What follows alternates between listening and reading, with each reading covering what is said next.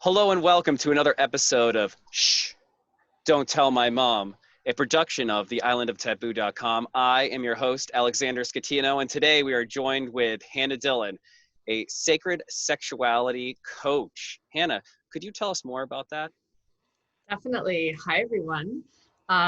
So I am a sacred sexuality coach, and basically what I do is I help both men and women release guilt and shame around pleasure, around feeling good in their bodies, and essentially around deeper, more sacred sexual connection.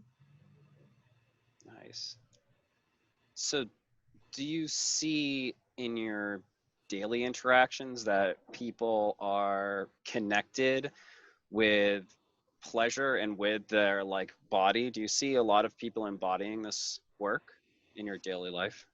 It depends where I go, depends who I'm around. I would say it's mixed. Um, but I definitely see a lot of people who are disconnected from their bodies. Hmm. And I'm all about embodiment. I love helping people connect their mind, body, and spirit together instead of constantly being in the mind where so many of us are stuck in throughout the day. I just see a lot of people in like this over analyzing, over processing, and my work is helping them channel and move stuff through their body so they don't have to be in their mind all the time. What kind of benefits do people see when they start taking on this work? Great question. The first few things that came to my mind were freedom, ease, full self-expression, and more joy in their life because they don't have to think through things as much, but they can feel through things. And when we are in our feeling, which is also kind of like our, it's a part of our psychic channel. When we're in our feeling, we can be guided from our heart space. And when we're in the heart, to me, it's like you can't go wrong with that. Yeah, and I feel like um, people don't give the heart enough credit on making decisions. Like people want to shut that down to go and retreat back into the mind to project the future. And I see that as a detriment because that causes you to be overwhelmed, overthinking things, and creating that tension to choose the right answer. And I know I do things like that as well. And it's interesting to think that coming from that space is nurtured through pleasure. Do you have anything to talk about with that? Like, how does that even work? How does that work? Yeah. Yes, I love this. I love piecing this together for people. Um, so I'll share just a quick, background on my personal experiences. When I started to, first of all, accept myself, right? It really starts with that self-acceptance to start. When I started to accept who I was and that I was this sensuous, voluptuous being, it allowed me to actually connect deeper to who I was, which allowed me to connect deeper to my own intuition. And I talk a lot about that as well because I have doubted myself so much throughout my life. I have doubted my own inner compass, my own guidance system. And once I started to become devoted to my own pleasure, so this could be an actual self-pleasure practice. It could be, caressing my skin. It could be anything, even, eating a meal and experiencing that depth of pleasure. When I started to implement that into my daily life, there was this shift that started to happen, right? And the shift was I started to see myself differently and I started to actually look at the world differently as well. Mhm. And I believe that when we are tapped into our pleasure deeper, we're actually closer to God. So there's a lot of even science out there about the female orgasm. And I hope it's okay that I kind of dive into this right away. But when women can really drop into that orgasmic state, it's said that she can like feel and see God through her whole being, through her whole entire energy field. And I think that there's been such a stigma and a taboo, especially with female pleasure, Mm, because we are connecting to the deepest knowing of ourselves. And when a woman is in her sexual power, it can feel threatening to men. It can feel intimidating to other women who aren't in their sexual power. So I hope that is making sense. And there's a few different parts there. there were, and one of those parts was this orgasm leading you into thinking, like being as close as you can be to God, and in this meditative state. I know that I would do practices where when I was trying to lose weight, that I would Mhm. enjoy my food. So I would sit and like no distractions, enjoy the food, which brought me into a meditative state, and I could feel when I was done. Mm, So like this enjoyment and piecing together enjoyment and the closeness to God sounds to me like you put yourself into a meditative state where you're closing down the thinking mind, activating the id, and that activation and being inside your body is probably easiest when you're having sex, because it's like one of our highest, it just attracts it shuts down your mind a little bit, and it really puts you into your body because it's so pleasurable. Do you have any, what do you feel about that?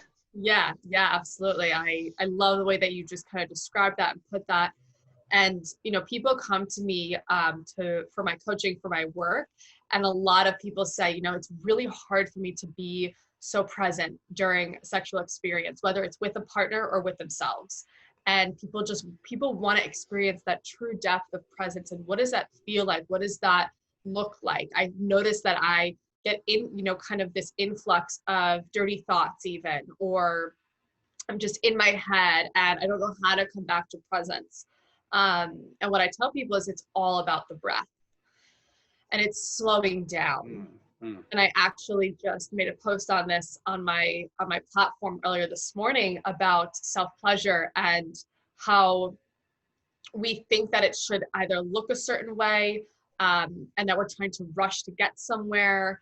And it is so important for, I believe, women especially and men to slow down during this time, during this practice, because you're creating an intimacy with yourself, right?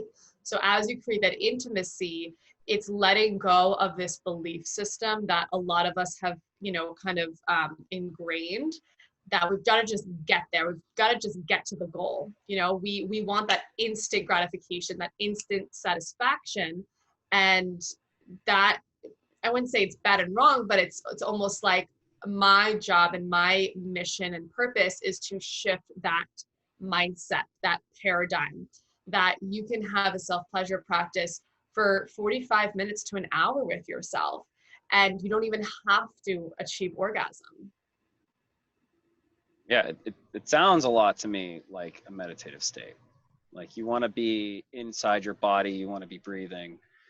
The breath was interesting because there's something I learned about that there are all of these, there are three different kinds of actions that your body does. One's conscious action, which is like talking and moving my hands and doing other things consciously. There's unconscious Mm-hmm. action, which is like beating of my heart. My brain is doing all this stuff. My organs are all working. My skin's doing these things that I don't have to think about, but they're doing them. And then there are things that are both conscious and unconscious, which is the breath is one of those functions. And you were Right. saying like this self pleasure and like the arousal might be another one. And those things reset unconscious action. Like you can't slow down your heart consciously. You can't be like heart slow down, but if you consciously tell yourself to breathe slower, that Mhm. will slow your heart. It can Yes. reset things in your mind. It can do different things for you. So it sounds to me like that sexual pleasure could be one of those actions where it is subconscious. It could just be set off like without you consciously being aware of it. but it's also something that you can consciously turn on. And it does seem to relieve stress and to do certain physical underlying things that you can't achieve by just telling your brain, calm down. Like, this doesn't work. Absolutely. But maybe having an orgasm will like calm you down, Yeah. because it's a thing that we can do to ourselves to like trigger another emotion. So Yes. it's interesting to use it. I think that you're saying it as a tool for overall health. Absolutely. Yep. Health, stress, um, overall wellness, focus, manifestation. There's so many things that, so many benefits that come through self pleasure. Like, I know for myself, I notice when, let's just say, like 5 or 6 days go by and I've just been really in my masculine energy and kind of in the doingness. And I hadn't really set aside time for, let's say a 30-minute plus self pleasure practice. Maybe I got like a quick orgasm in, I don't know. I notice that I feel different. I feel a little more on edge. Mm-hmm. I don't feel myself. I don't feel my full embodied self. And so it's more like I see it as a way for women, especially because it's still a little uncomfortable for a lot of women to talk about. And the reason why I call it a self-pleasure practice is Mm-hmm. because it's a practice for a reason, like a meditation practice, like a yoga practice, right? Because it's not, there's no, a lot of women are like, well, where do I start? How do I begin? Like, Mm-hmm. all I have is a vibrator, which isn't bad. But learning how to like tune into your body with yourself. I also use different tools. One is called a crystal pleasure wand and also a yoni egg. And they're pure crystals Mm-hmm. that you can use to actually heal trauma inside of a woman's vagina. I call it the yoni. You can use it if you have pain or numbness inside your yoni. So there are great tools that you can really, incorporate into your practices to heal from Mm-hmm. any type of trauma as well. Now, do you have a set philosophy or a guideline that you are currently using to create your own practice? And if so, what is that? So it's a good question.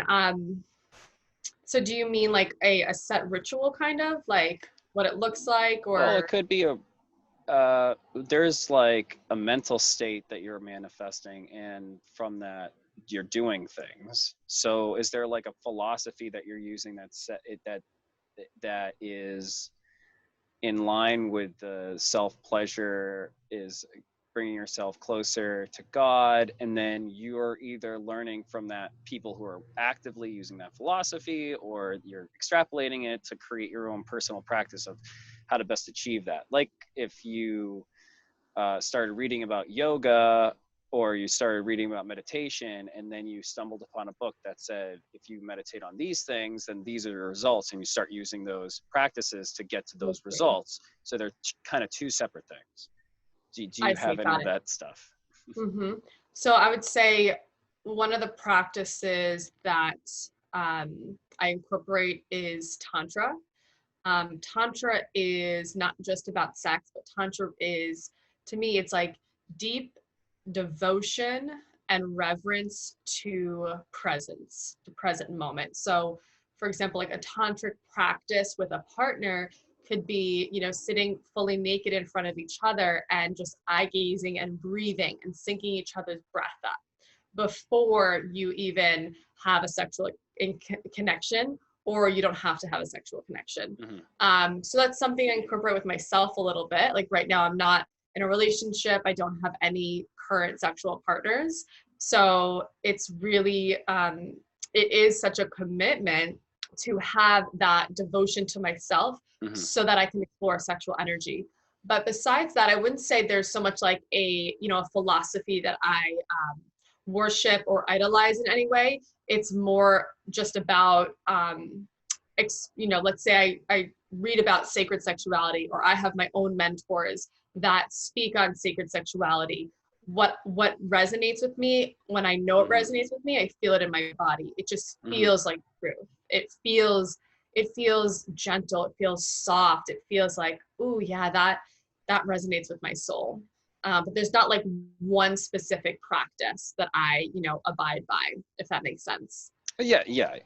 I think in the day that we live in, the day and age that we live in, this information age, it Mhm. allows you to pick and choose your philosophy with relative ease. I think philosophies were really developed for people regionally that are developing something for people to experience word of mouth. It was like a word of mouth Mhm. practice when tantric was a, was being developed.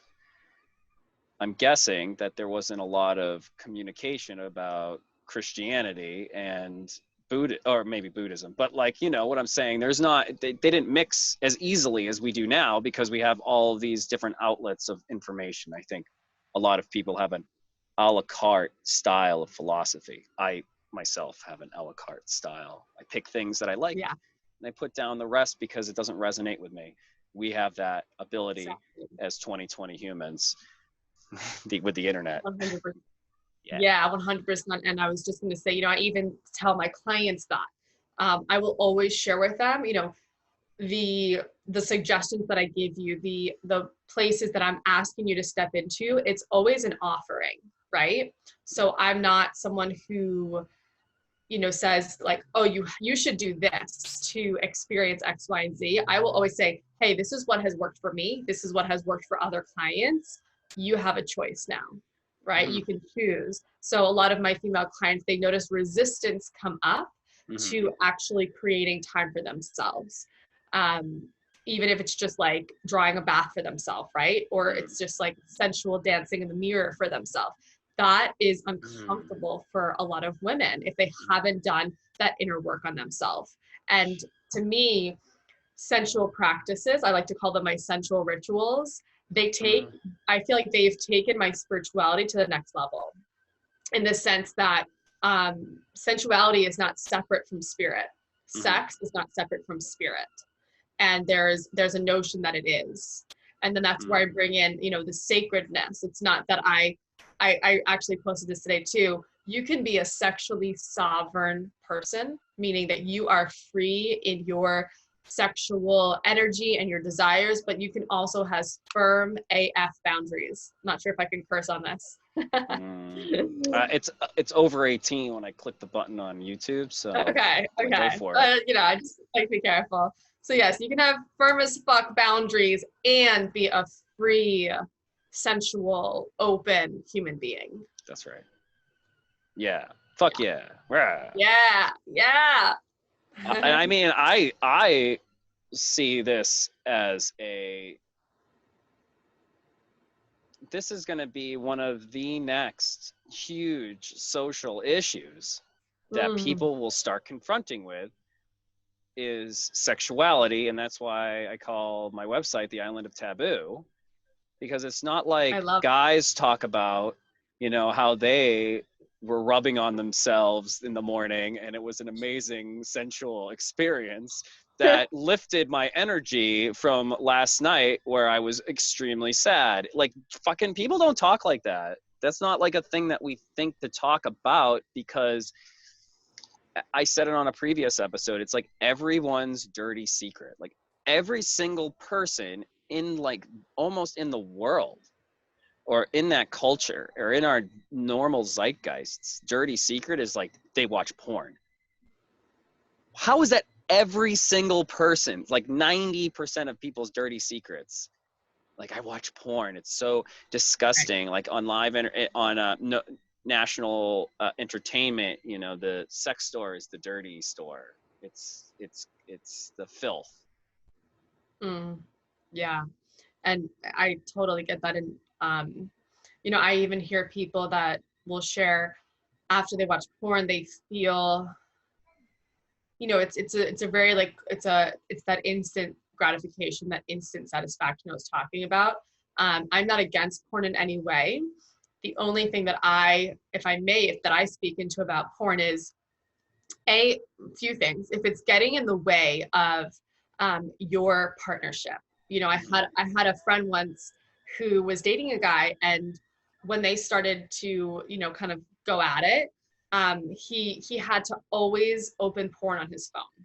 And I was like, honey, that's a bit of a red flag. You know, if he can't experience arousal with just Mm, you when you're in the physical, you know, I know porn addiction is a serious topic. And I'm personally not super well versed in it, but the more clients that I work with, I mm-hmm, do start to see a pattern that they realize that they know there's something else for them, even men.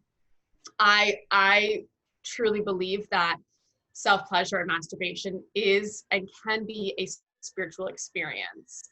And it's, you know, my mission is to help release the guilt around it and help release the guilt that, okay, if you want to watch porn here and there, it's not bad.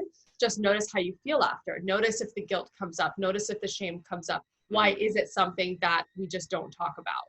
Right? If it was okay, if you didn't experience any guilt about it, it's not like you just like go blab about it. mm-hmm. But in conversation with friends, you know, for me and my girlfriends that are very close with each other, we will share like, oh, I just, you know, had a great self-pleasure practice. And it wasn't always like that. Trust me. Like, You're cultivating friends that will allow that talk. totally. And I definitely have friends that are not there at all. Like Mm-hmm, some of my, you know, some of my family members I can talk about it with. Others, like who are mm-hmm. even women, I don't even go there because I know that their energy just doesn't welcome it in.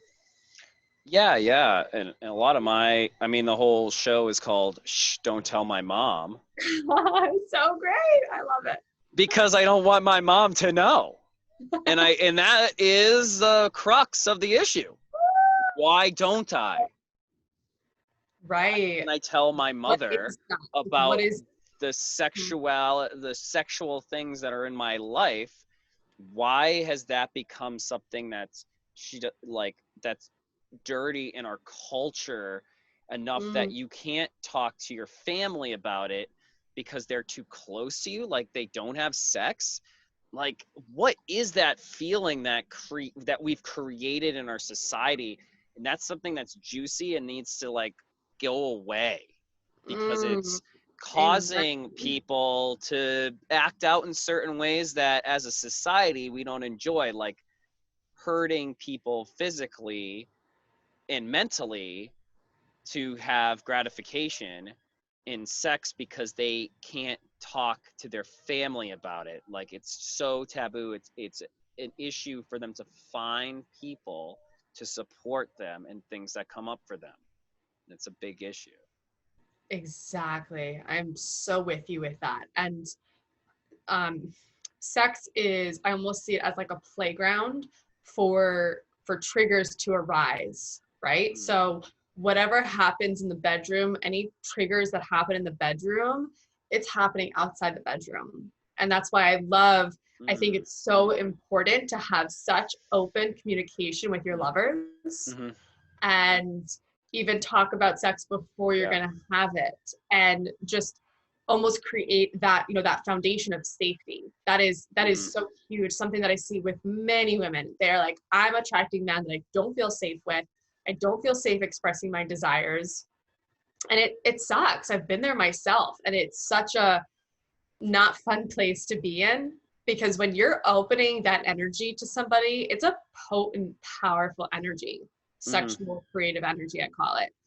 And you want to make sure that you're with someone that you feel so safe with that if a trigger comes up, let's say you express a desire and your partner says no, you get to let them know, be like, ooh, you know, that brought up a lot of rejection for me. Like, I know it's not about me, but it made me feel so rejected. And then you talk through it. Even in the middle of sex, sometimes things will come up, and I believe it's so important to be able to speak things in the moment, because when you don't, it just harbors down and you Mm. suppress it down. And to me, I have this little saying that vulnerability creates wetness. More vulnerability creates wetness. And it's so, so true. Yeah, and that vulnerability has almost no home in the society that we live in. Like, people don't get to be vulnerable on any level, not just sexually. It's not like just like in a Mhm. sexual oppressive thing. And the vulnerability that you can harbor with someone that you trust can leak into your life and being a vulnerable person, which is beneficial because then you get the things that you want and you reject the things that you don't want because you know what Mhm. you want and what you don't want because you're vulnerable enough with other people to express that, or blah blah blah blah blah. Anyways, Yes. that's philosophy. That's like the shit that clicks in the heads all the time. So uh, let's talk a little bit about your personal support system that you have generated and how you came about finding the people that you can talk about these things with, because I think it's very important for our audience to understand or to see some sort of a tact around finding people that are interested in the things that you're interested in, because they may be interested in finding people similar to the people that you found. Totally. So do you mean like personal mentors? Do you mean I'm my friends that I associate all myself with? All of it? all of it, because I don't think people have even understood that you could get a mentor in this. You know, it's not Got like it. people are at the uh, mall signing people up for sacred sexuality mentorships. Totally. Yeah. And over the past few years, I didn't know that that existed either until Exactly. I somehow, on my way of being on social media a lot and just expressing my truth, it just kind of, my path led me there. So I'm so grateful Mm-hmm. for that. So the first thing that came to my mind was I became so committed, and as cliche as it might sound, I became so committed to fully be my authentic self. Because when I'm not, I get angry at myself. Mm-hmm. And my soul, I feel very connected to my soul, my intuition, my higher self, whatever you like to call it. Um, my soul gets angry at me because there's a part of me that I'm denying.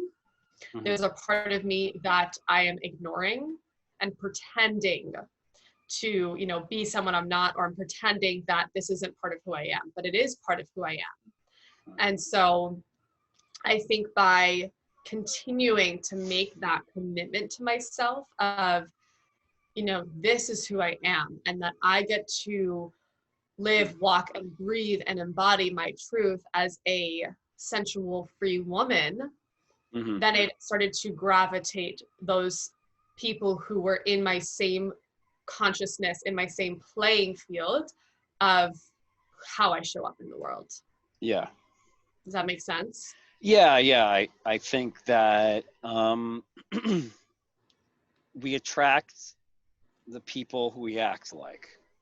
You go to the parties, you always gravitate toward the people that we act like, and sometimes we don't act authentically, and you attract people who are attracted to your non-authentic self, and those are the people that you need to you start cultivating relationships with.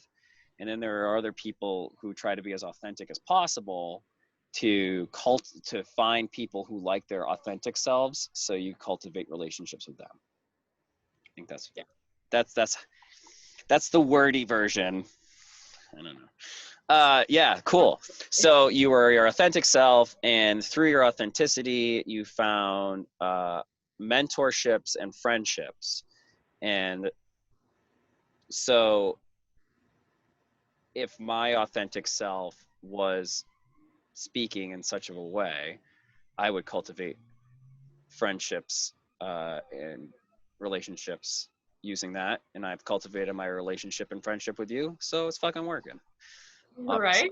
Obviously, we're I was just just saying, I'm like, well, we obviously gravitated towards each other after, meeting each other through gratitude training, and obviously stayed in touch, lost touch, came back together, because we're obviously, on a similar path. We're on a similar path to share truth and speak our truth. mm-hmm. And I am about helping others and giving others permission that even when there is fear there, speaking your truth is it's just it's yummy, it's juicy, it's so good.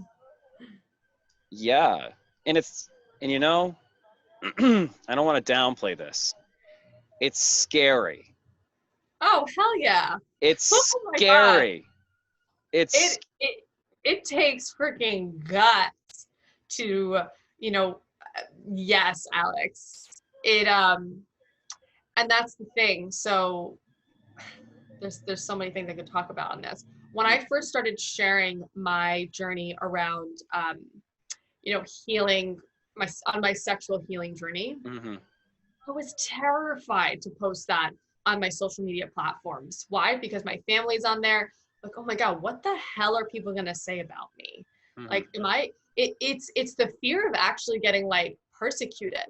If we could go even deeper into past lives, I know in many past lives I have spoken out. I have spoken out about the truth, and I was shunned from family. I was persecuted, and I had that come up so deeply. It's in your DNA, right? Mm. So I had that come up so deeply when I knew. I was like, freaking God is telling me that I have to post about my self-pleasure practice on social media. Are you kidding me? Yeah. But I did. And even today I posted a picture of me holding my crystal pleasure wand. And I was like, here are the downloads that I just got from my self-pleasure practice. There you go. And do you know how many women are reaching out to me? I need to learn about this. Like, Mm. what is this wand? Please tell me more. So I'm probably gonna be doing some online master classes and a Master whole pleasure masturbation experience. classes? Is that what you're saying? The master No, masturbation classes? not gonna be doing masturbation classes on the internet. However, it's I call it self-pleasure ceremony. I Mm, do see mm, myself actually mm. leading women through self-pleasure ceremonies in the future in person. That makes That's sense. that's a whole nother show. It was too liter whatever it is when you say it. Yeah, The MM just sounds so good. yeah. Uh, Master class, perfect. master class. You don't even have to say the whole thing. It's just the master It's class. a PG rated version, or the R version. Yeah. Yeah. I should totally make some stuff about just like how to massage yourself. I mean, just So good. it's so good, and everyone should do it. And it's stupid Yeah. that they don't. It's I just like love self massage. Yeah. yeah, and so that's like support. So we talked about support. We talked about philosophy. We talked about spirituality. Do you have anything else to say about the spirituality part of this whole thing? That's a good I know you're question. I really, mean, yeah, I know you're really like, that's where the rubber hits the road for you is connecting the sexuality with spirituality. absolutely. Yeah, I would say the last thing is, to me, connecting to source, God, universe, whatever you like to call it, um, is everything. And when you feel disconnected from that source, God, um, it's hard. Life feels hard, and I've been there. I've had many intuitive psychics tell me that you know you're built in a certain way. Everyone's built. We all have like our human design, it's called, and Mm, my human design is sometimes it literally feels like the cord is just cut from God. mm, And when that happens, um, I feel lost. I feel confused, and it's a lot less now because I've really worked on this. And I think that this does happen to everyone. It's common, we've been taught that we are separate from God, and of course we are not. So mm-hmm. the like pleasure. I just know it's just a knowing that God wants us all to experience the deepest pleasure.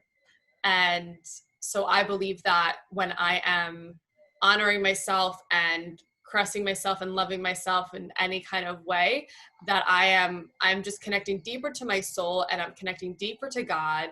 And I just feel that I am really living out my mission. So if, and that's the thing, there's also resistance there. So if someone doesn't feel connected to themselves, or they don't feel connected to God, of course they're going to feel resistance to pleasure. And that's why I say you've got to start slow. You've got to start somewhere, and you get to turn on that inner motivation and say, let me just freaking try this for 10 minutes. Let me just try caressing my skin for 10 minutes, and that's it. And just see how I feel. Mm-hmm. So yeah, I hope that made sense. It's spirituality. Doesn't make much sense. It's fucking all over the place. Anyways, I digress. We're not going to get heady. Not on this show. Last question, and then we'll wrap up. This one's for me. I really like this question. I have a theory that most people in some form of entertainment had a spiritual awakening in this country, since we don't really have a coming of age practice in our society. I feel like that has taken that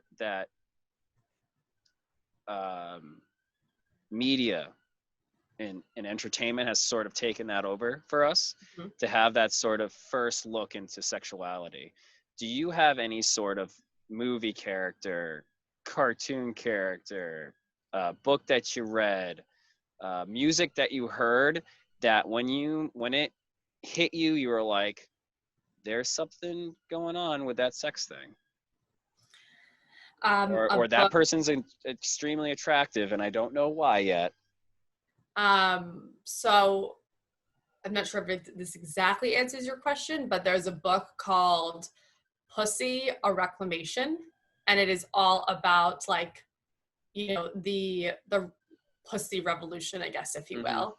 And it's an amazing book. It just goes so deep into, you know, what it means for a woman to be in her sexual sovereign power, and how we have been, you know, suppressed for so many years. And now women are, you know, rising up and reclaiming who they are, and their sexual sovereignty. So I would say that book is amazing for any woman out there. When did you discover that? I would say about a year and a half ago. Okay. Sweet. Yeah, that was a great answer, and I thank you so much for it. Yeah. So the last thing is, do you have anything that you'd like to talk about before the show ends? Something that you'd like, a message for our listeners, or anything at all?